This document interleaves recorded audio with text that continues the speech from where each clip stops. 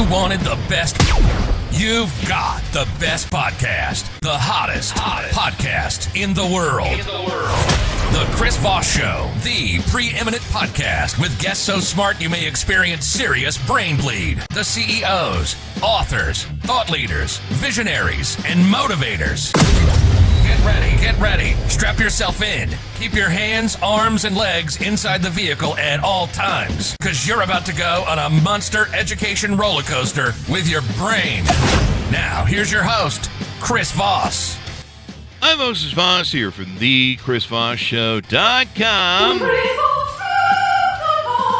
There you go, ladies and gentlemen. There, ladies and gentlemen. That makes it official. Welcome to the big show. We're excited to have you guys here today. We have some great authors that are on the show that are writing the new Tom Clancy novels. And as you know, we've had all of the Tom Clancy authors on the show, except for Tom Clancy himself. He still won't return our calls for some reason. But we've had them and for their Tom Clancy writing and of course, their individual books that they usually have. And so we'll be talking to them in a second.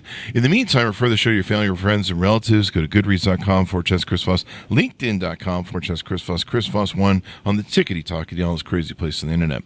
The newest, hottest book of Tom Clancy's series of Jack Ryan novels are out. May 21st, 2024, Tom Clancy, Act of Defiance, a Jack Ryan novel, comes out. And it's authored by Brian Andrews and Jeffrey Wilson. Welcome to the show, gentlemen. How are you? Doing great. Great to be here. Thanks for having us. So what a great intro you have. That's just mind-blowing. I'm a little tired just from that now. It's a bit overwhelming, the brain bleed and everything. I think it's missing something, though, Jeff. It's it's missing the diving alarm. Yeah, that's right. Woo. Dying alone. Aruga. There you go. I don't know. We needed to add some sound effects. We're going to have the guy who did the cut. He's going to do, I'm just here for the brain bleed. We're going to have a sound bite for that. And then maybe we should do the Aruga. Yeah, I think for our episode, you should put for military stuff, we should do Tom Clancy, the submarine, the Red October sort of thing. Maybe we'll have a sound bite from what's his face from Red October. Yeah, Jeff can do impersonations. Do the one ping only. Yeah, that's one ping only. What was his name? The second in command there, one ping only, McKenzie or whatever. Anyway, we're getting sidelined, folks, gentlemen. Already? Let's say, yeah, we're having fun. So, gentlemen, give us your bios or rundowns on background on both of you guys, so people can get to know you better. So I'm Brian Andrews. I'm the more attractive half of Andrews and Wilson. I also pick all the verbs. I'm sort of known for my verbs in this co-authoring duo. Before I met Jeff, I was nobody. And, I was just crying. As he likes to say, he found me crying in my beer alone at a thriller writers conference. But I actually did do a few things. I was a submarine officer in the Navy. And so I rode around on a fast attack 688 class, which is the USS Dallas in the original movie. I was in one of those. And so very exciting for me to have an opportunity to be part of the team that takes on and carries this legacy for the Tom Clancy series. There you go. He brings all the looks and I do all the work, I guess is how we're framing this. So we got shots fired early, folks, on the show. So I'm the Wilson half of Andrews and Wilson. I'm Jeff Wilson. What a thrill to work with your best friend for a decade doing something that you love to do, and now to be doing it in the Clancy franchise. Like Brian, I'm a Navy veteran. I was a combat surgeon with the East Coast Base SEAL team, functioned under JSOC for a couple years, and then did some task force work after that. So that's my tie to 14 years in the Navy. And now I sit in my underwear on my lanai, and I don't know, however many books we've written now, 27 or 20 or 30, I don't know. Bunch of books. That's me. That's me. And I just realized we should have you guys on a separate show to talk about War Shadows, I guess. That just came out?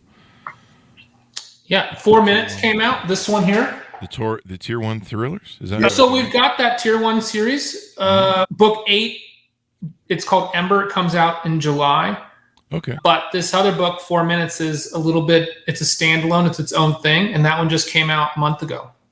Okay. I have War Shadows, say is May 14th, 2020. Oh, you know why? Because the backlist of the Tier 1 is just coming out in mass market paperback. So okay, it's the paperback. War Shadows just came out, I think, on the 14th in mass market paperback, and they're Okay. staggering those out. But, Okay, and so you got the tier 1 there. I see. You guys got a lot of books to try and figure out here. So good for you.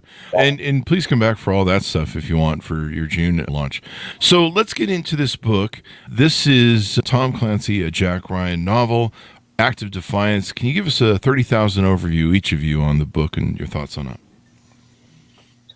Yeah, this was an exciting book to write simply because, in fact, the way they seduced us into the franchise, what Hogan did was they manipulated Brian. We were very busy. We got a lot of stuff going on. And when they hit us, it was sort of a terrible time because a dangle. They had a little dangle. Yeah. And the little dangle was, hey, by the way, your first one, it's going to be on the 40th anniversary for the Hunt for the Red October. So my submariner writing partner sort of glazed over, and I knew that. No, I hit that lure so hard, right, Jeff? I'm like tarpon. Hold on. Exactly. And that's really what it is. The Act of Defiance is almost our love letter to the first novel that Clancy ever wrote. That was really, if you think about it, you probably read it as a kid like we did. It launched the genre, like the military thriller genre that Don and Mark Graney and Josh Hood and Jack Carr and us, he invented it. Like it started with Hunt for the Red October. And so this book, Act of Defiance, is really meant to be both this balancing act between the nostalgia of that book and going back to that first novel, but also updating it for the modern world and what's going on in the world now, what the submarine force does 40 years later. And so that's sort of the overview of how the book started. Brian, if you want to give the sort of elevator pitch for the book. Yeah, I mean, I think that was a great intro, and my elevator pitch would be, what everything that you loved about the Hunt for Red October, we're trying to do in Act of Defiance, but, sort of taking that Top Gun Maverick approach, so you had Top Gun, that was naval aviation in 1984, Top Gun Maverick, different threats, different technologies, same community. Naval aviation. Let's do that with Hunt for Red October and Clancy. So Act of Defiance now, Jack Ryan, that Jack Ryan character, he's so iconic, and he's been rebooted, many times in film. Now we had the John Krasinski Amazon series, which is great, but he's a young man. He's out there, doing spec ops. But in this book series, Jack Ryan has aged up. He's the president of the United States. Oh, wow. And he's president. He can't be out there, jumping out of helicopters, shooting people and stuff. So one of the things that we thought was really exciting is we wanted to take a character from the Clancy family. We picked Katie Ryan. The last time you saw her, she was a little girl in Patriot games, and now she's all grown up. And she was sort of a metaphor for what's happened to the submarine community. When I served, there were no women in the submarine force. Now it's a mixed force. Men and women are both serving, officer enlisted. And so Katie Ryan is sort of taking that mantle. She's an intelligence analyst at ONI. Like her dad, she's a dog with a bone, and she's the one that sort of figures out what's going on here when the Russians launch this stealthy super sub. There you go. We need a good. Was there ever Hunt for Red October 2? I don't think they could ever do a. Yeah, it's called Act of Defiance. It's this. Oh, that's right. Yeah. Yeah. It's ours, baby. Yeah. There you go. It's time. Let's get that on the movie screen. Tell us about both your guys' upbringing. What were some of your early influences? I think we had one of the Tom Clancy authors on the show, and I think it was Mark Greener, and he said his first book they ever read was Tom Clancy. And what were some of your influences? When did you start writing? When did you kind of know that you had a knack for it, et cetera, et cetera? Yeah, I'm a year or two older than Mark Graney, so it wasn't the first book I ever read. But I did grow up on that genre. Like I was very eclectic in my reading, but I read all the Clancy books as a young man and from high school on. And then I also, read John le Carre and all the classic spy novels, Ludlum. But I love Stephen King too. And so I was reading that kind of stuff. And that definitely informed my passion for writing. Unlike Brian, I started writing very early. I came to storytelling probably as a 10-year-old. I started scribbling out little stories on a notebook and published my first short story when I was 14 years old. So writing for me, I've got a very eclectic bio. I've done a lot of different things in my life, but writing has been the constant for me. It's It's pulled through every single career I've ever had. I've always been a writer. So definitely influenced heavily by Clancy. Being able to come full circle and write in that universe is absolutely amazing. I was raised by parents in the military. My dad was an Air Force pilot, later worked in other parts of the government, we later discovered. But I grew up in Berlin during the height of the Cold War. Oh, wow. West Berlin, walking along the wall. I passed through Checkpoint Charlie when it was still there, saw the East German border guards. So that heavily influenced me as well, and probably informed my love for those kinds of stories, because I sort of grew up in that backdrop. Yeah, that was a different time to grow up. I mean, the wall and USSR. I remember hiding on my desk going, this will save me from nuclear bombs. Sure. Yeah, right, exactly. Yeah. Maybe if my dad would have taken me to Disney instead of Auschwitz, I would have written children's books. I don't know. Yeah. And we'll never know. But we're glad you guys are doing this. Now, do we have both your guys' stories in? What do you mean? I lost track because there's two of you. Oh, yeah. Yeah, so I was raised in a Skinner box. It's one of those psychological boxes where they feed you. I had a little stuffed animal that they gave me, and I could hold that, but that was the only human interaction I had for many years. So then the Navy took me, and I was a submarine officer, which is sort of like its own Skinner box, right? They put a whole bunch of people, 100 people underwater, and they turn them loose with nuclear weapons, and they just want to see what's going to happen to these people. They sleep deprive them. They have no communication with the outside world, and they entrust them with the national defense through the strategic triad. So that's sort of my background. But I got into writing because, we weren't, we didn't have internet, we didn't have email, we didn't have anything to do. We'd be rigged for quiet. So you would pass the time telling stories, and I would kind of go around to the different, guys I knew on other boats, and we'd pull in port. I'd collect all the funny stories I could. I'd save them up, and then I'd sort of dole them out, over time on deployments and stuff. And that sort of human tradition of just sort of like sitting around the campfire, in my case, sitting around the nuclear reactor to tell stories. That's how I got started. So there you go, sitting around the nuclear reactor. Just keep your hands warm. There you go. Radiation. Let's tell some campfire stories right in front. Do some marshmallows right in front of the nuclear reactor. Right. If that marshmallow is cooking, something else is cooking too. That's true. That's probably not a good sign. Canary in the coal mine sort of deal. I think I'd read or heard somewhere, and I don't know how this is accurate because it was probably on the internet, but I think I heard somewhere that either Tom Clancy, who wrote The Hunt for Red October, or the screenwriter who converted it to The Hunt for Red October, had never been on a submarine before, and somehow they did a pretty good job of getting it right. Is that? I think that's. I don't know for sure, but I think those are both true. Mm-hmm. But what Clancy was so gifted at was research and seeking the company of subject matter experts. Yeah. He spent a number of years researching, and his brilliant mind was able to fill in the gaps, and he came up with this thing that people are like, oh my God, we've got some leak because this is so plausible. And so I think that he was able to do all that without being on a sub because he was able to surround himself with people. He was in the DC area at the time. What we were able to do was not unlike that. First of all, we're Navy veterans, and that helped tremendously. Yeah. Brian being a submariner was obviously invaluable. Mm-hmm. But when we got tasked to write this book by Tom Colgan, the first thing we did was reach out to the Navy to see if we could sort of replicate what Clancy was so good at, which was engaging with Department of Defense.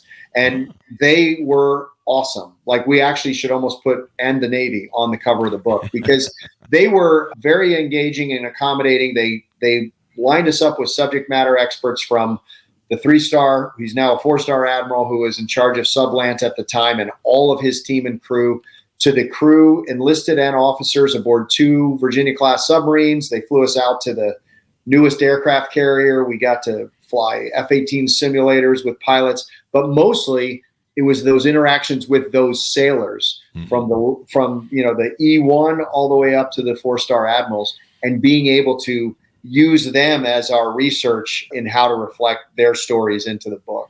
That was what really made the book work. The only time I've been on a submarine was I toured one, I think in Long Beach. Isn't there one in the bay in Long Beach or somewhere down in SoCal? And I'm a big guy. I'm 6'2", and I'm a fat guy. and I was fatter at the time. And man, you want to talk about claustrophobia? There was one portal I almost couldn't make it through. I was like, I'm going to get stuck in this middle of the city. They're going to have to figure out how to cut me out. This is some close quarters. Like, my dogs bug me if we spend too much time in the room. I mean, you might have, I don't know which one you toured. You might have toured like one of the old diesel boats or something. Those were really small. Yeah. The modern submarine, I mean, it's not huge, but it's much bigger than those. I mean, the fast attack submarines, like today's Navy, they're 3 levels, 35-foot approximate, diameter hulls. There's room to get around, but you're bumping into people everywhere you go. If you're the type of person that doesn't like being around a bunch of people, or you get claustrophobic, it's not a place to hang out. It's easy for him to say, Chris, because he was a submariner. We went out to sea on the Virginia. I had been on a submarine one other time while I was on active duty, and it's too close. It's too tight. Like, he's talking about how big they are now. I never went on the little diesel boat, so I don't have anything to compare it to, but it seemed pretty damn small to me, having been on an aircraft carrier before. It was really, really small. Remember when we went on the Ford, the stateroom? We shared a stateroom on the Ford. We walked into this thing. We're like, oh my God, it's like a studio apartment. It's fit 2 of the captain's staterooms from a submarine in that one stateroom that we shared. The captain's stateroom, the largest stateroom on the submarine, is like the size of my bathroom. Like, it's so tiny. It's ridiculous. I kind of imagine that, given, the boat we were on was pretty small, and it was an older boat, obviously, because they retired it. But yeah, just the, can you be over 6 foot in those things? Oh yeah, I'm 6'1". Okay, because I was like hunched over. Yeah, I mean, you hit your head a lot. There was one guy who was like 6'4", and he's always hit. He always had like scabs on his forehead because he always hit his head and stuff. So yeah, it's not good for posture if you're tall. And then on deployment, sometimes when you're going out, they'll line the floor with cans and they put plywood over top of them because that you don't have storage for all the food you're going to need, and that takes another 8 to 10 inches off of the floor. Are you serious? Yeah. And guys will sleep in the torpedo room. They'll make racks in the torpedo room, so you might be sleeping next to a torpedo. Yeah. Well, that's how I feel. Sounds like my first 8 marriages. Yeah, hot run. Yep, there you go. I already exploded. Anyway. Hot run, Chris Voss's bedroom. Yeah, if I was on a boat like that, I might nuke myself. We're doing nuclear jokes now on the show. Is that what we're doing? Yeah, this will teach you to have us on. That's where. Yeah, Putin was definitely trying to play with one on 2022, evidently. So I guess that's the sort of mode we're at in life right now. Is just joking about Chernobyl. What could go wrong? Tell us some of the plot lines out of the book, or obviously with novels you can't give away the middle and the ending, but can you give us any tease outs of scenarios or storylines, or anything you can tease out to get people to pick up that book faster? Sure. Like, you want to go?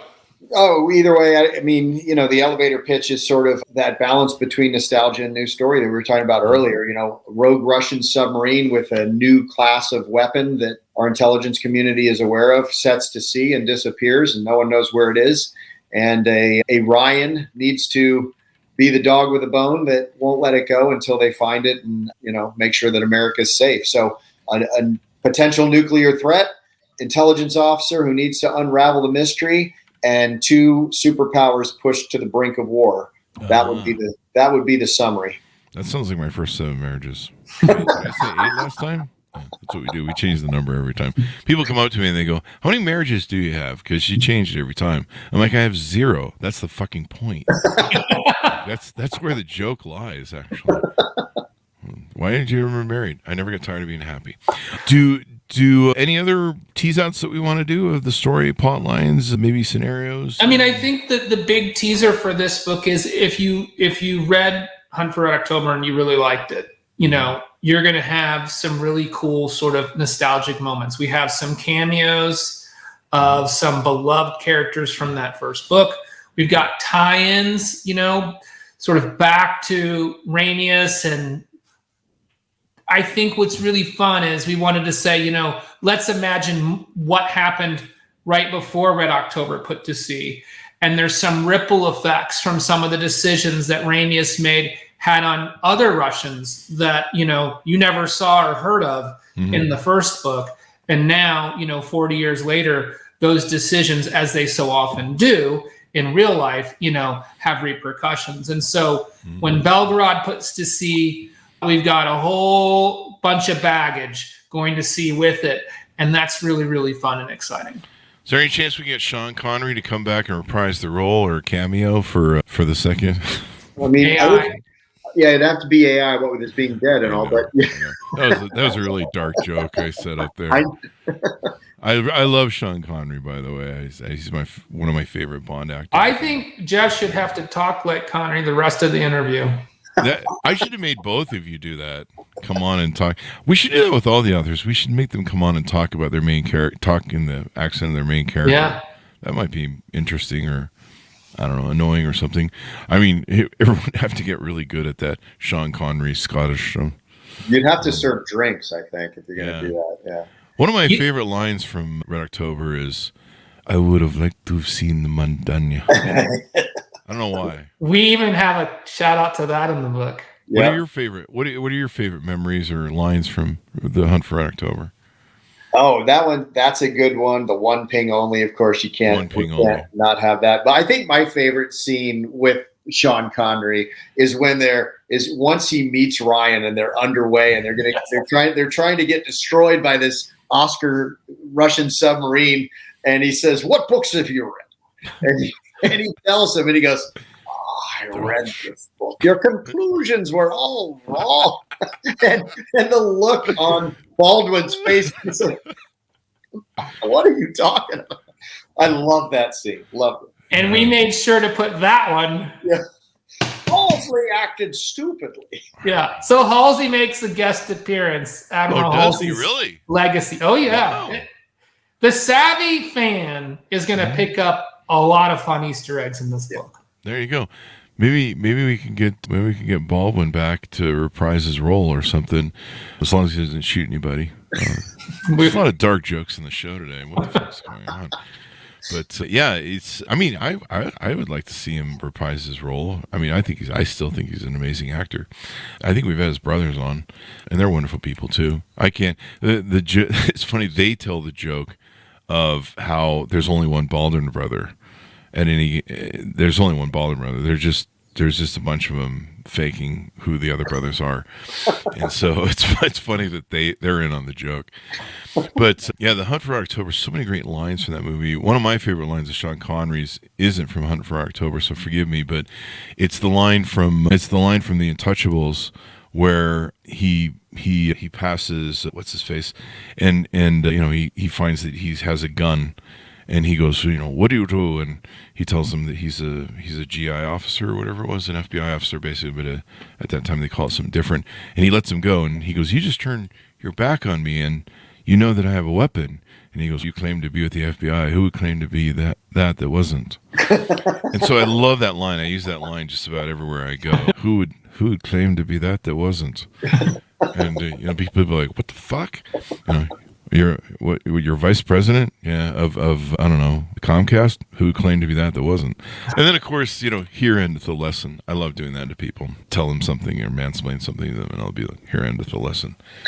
So you gotta love Sean Connery, just such a thing. Except for that one movie where he wore those one freakish sort of clothes in Highlander, I think it was, or something. Some of the Highlander I'm not really sure about, so please don't cover that. Now I'm seeing on the Amazonian here, you guys have another book coming out in the Tom Clancy novel series in December 3rd, 2024. Mm-hmm. Defense Protocol. Ah, there you go. We'll expect you guys back for that. That's required now. This is a contract.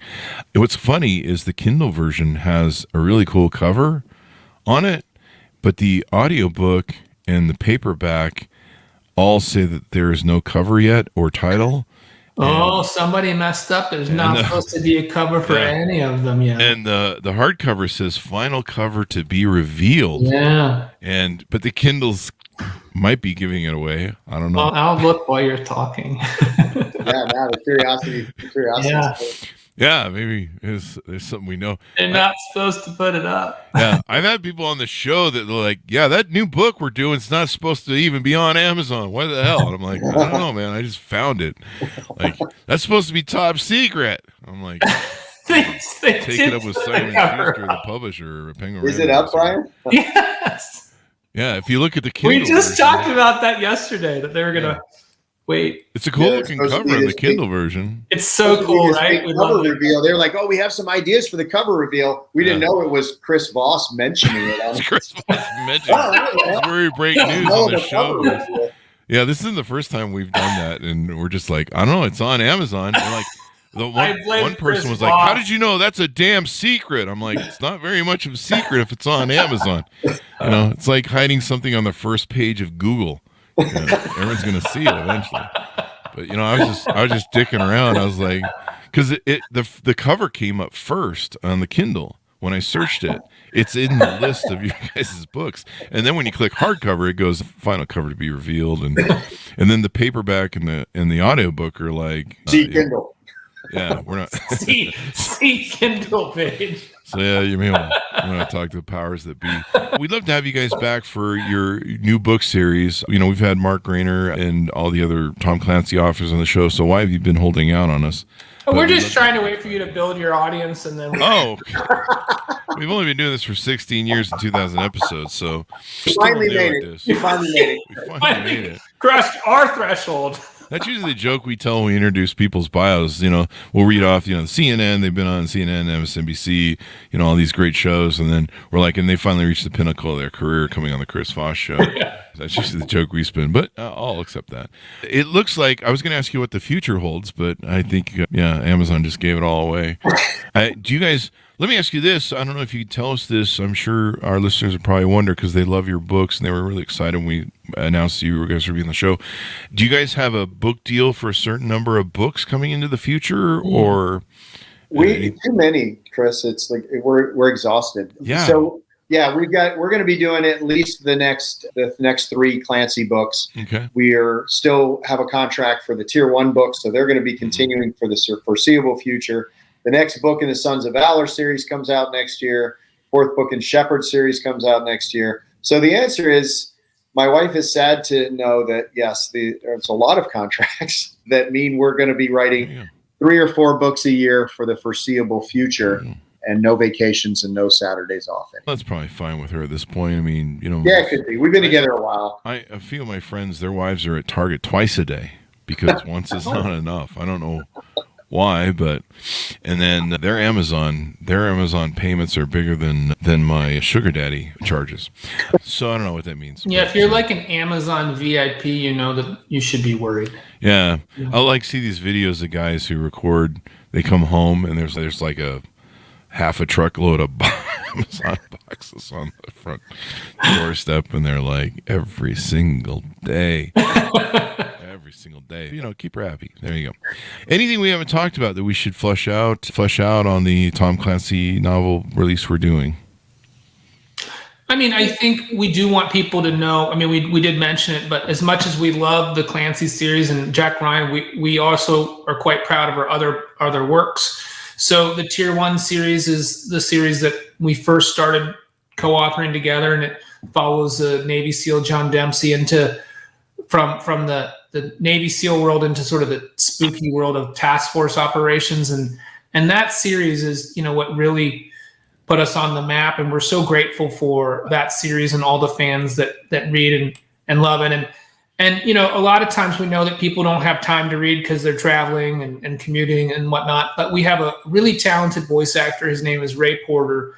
And he's, you know, sort of the Shakespeare, the Brad Pitt, the pinnacle of voice actors, and he narrates that Tier 1 series and Sons of Valor series. So if any of your listeners like audiobooks, we highly encourage you to check out Tier 1 and Sons of Valor and Ray Porter, who brings all these characters to life. Brian, I have to ask you, are we allowed to mention that the Tier 1 series, 4 Minutes, and Shepherds have all been optioned for television, and that we have a couple movies in the works? Because if not, I won't say it. I would not mention that at all. Yeah. The plugs are here. No, that's exciting, guys. That is awesome. Congratulations. Thanks. Let's get them on. Those options sometimes sit for a bit, but yeah, the great thing is now with Amazon and Netflix and Disney and Paramount and I don't know, whatever the hell's going on this week. I can't keep track of them all. I think I pay more in subscription fees to all of those than I used to pay for cable. Yeah. But, they are able to fund so many different great productions that, Hollywood would probably never greenlight because they're stupid. No, I'm just kidding.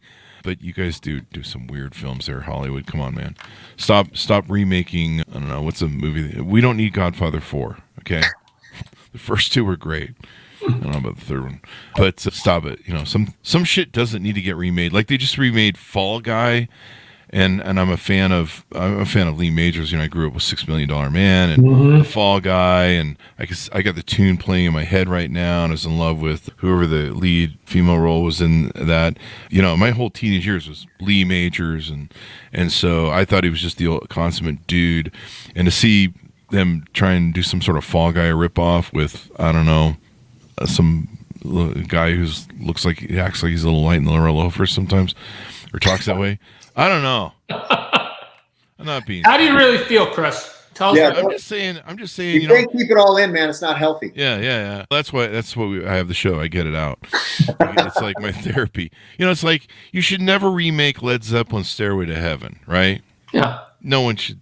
There should be like laws that there's like certain things you don't remake, and Hollywood just loves doing that. But I'm glad like Amazon does a lot of great things, and Netflix, and there's so many great opportunities for stories to get told and produced and get out there. So I'll look forward to having one of your guys or all of them. Let's make it a series. It's a great time to be a storyteller. We've got a film that's set up over at Amazon right now, and we've got a lot of stuff in various stages of development. It's been really exciting to grow our storytelling into that other media. There's been stuff that's gone on Amazon that I'm just like, wow, that would have been great for the movies.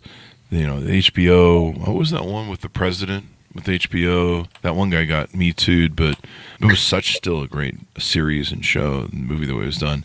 And I don't think Hollywood would have ever done it that way. So it'll be great. And let's have a Red October 2.0. With anytime, man. Defiance. Let's do it. I wonder who the lead character would be for it. Do you guys have any thoughts on who a good lead character would be to play the parts in that? It's Katie Ryan, and we there's so many talented female actors right now, and then we have our own ideas about Jack too. Oh, do you? Do you want to discuss them, or should we leave? I think we'll get in trouble. Don't want to burn any bridges, get in trouble. Since we've actually had the conversation with the producer, maybe okay. We don't want to get yelled at. Give away the secrets. I don't want to get yelled. There you go. If you need a really fat old guy who's cantankerous on the submarine who can't fit through the doors, I'm up for that role. We'll have you sitting on the pier, and everybody that comes aboard. Oh. I'll be some fisherman on the pier. There you go. And I'm like, what the hell's going on? What did I catch today? There you go. I'll just be the old man in the sea, which is kind of... Anyway, gentlemen, give us your .coms. Where can people find you on the interwebs as we go out? Andrews-Wilson.com is the one-stop shop for Andrews and Wilson. Everything you need to know.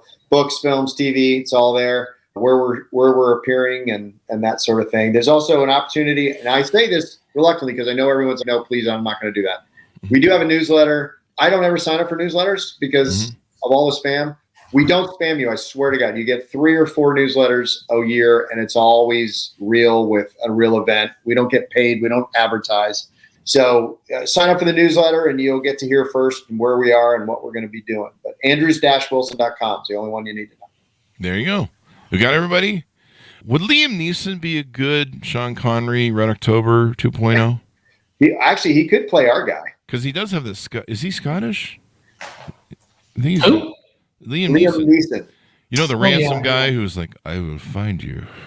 I have a particular set of skills. Maybe they hire Liam Neeson to be the Russian submarine captain. Yeah, that's what he said. There you go. I could see it. There you go. The Russian they had that opposing ship in Hunt for October, he played that so good.